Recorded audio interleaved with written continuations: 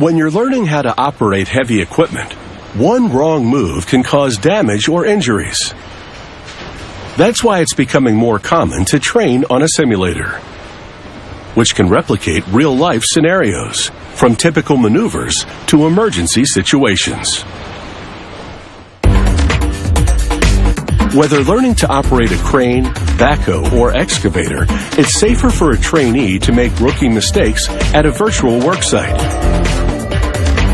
The instructor simply installs heavy equipment controls and loads the appropriate software. Then, the simulator is all set to replicate how the equipment maneuvers.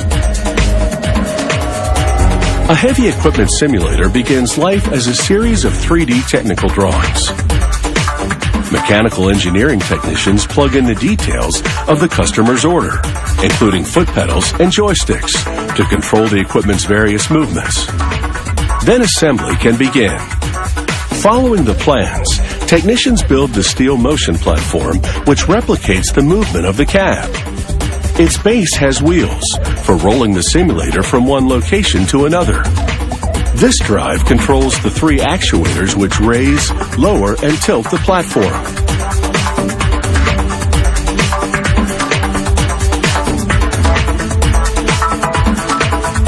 Once the technicians have installed and wired up all 3 actuators, they install the platform cover.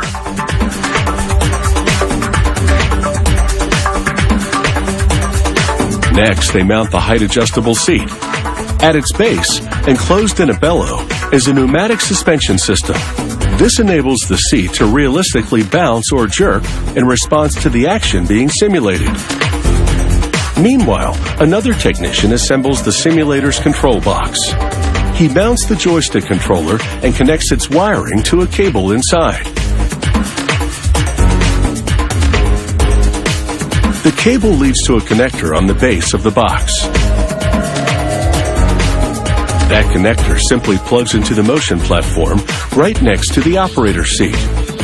The box attaches securely with large screw knobs, making it easy to disconnect and switch to different kinds of simulations.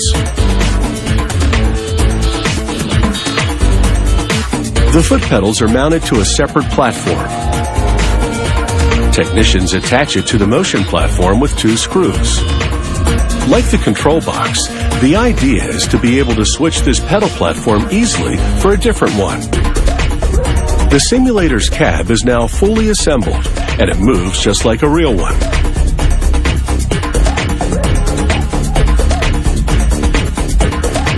The virtual view from the cab spans 5 LCD screens to give the trainee a realistic perspective of the worksite.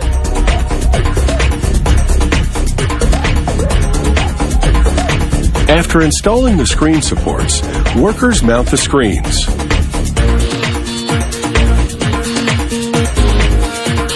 The configuration mimics the window layout of the typical cab. The simulator runs on software that's designed in-house. However, the client can further customize the program for a specific make and model of heavy equipment, or to simulate specific scenarios that might arise on a particular worksite. The simulator has 5 different computers. 3 of them run the seat movement, the screens, and a small touchscreen to the trainee's right.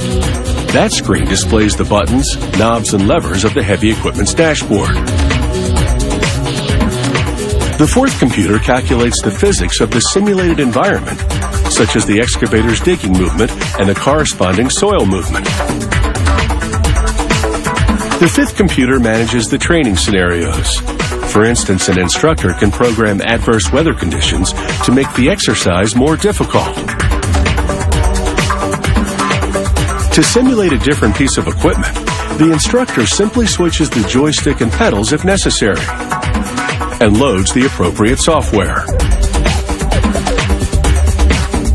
In the simulator, the trainee has the same perspective he or she would have in the real-life cab. 3 reflective markers on the helmet enable an infrared camera mounted above the screens to track the trainee's head movements. This prompts the software to display the corresponding view.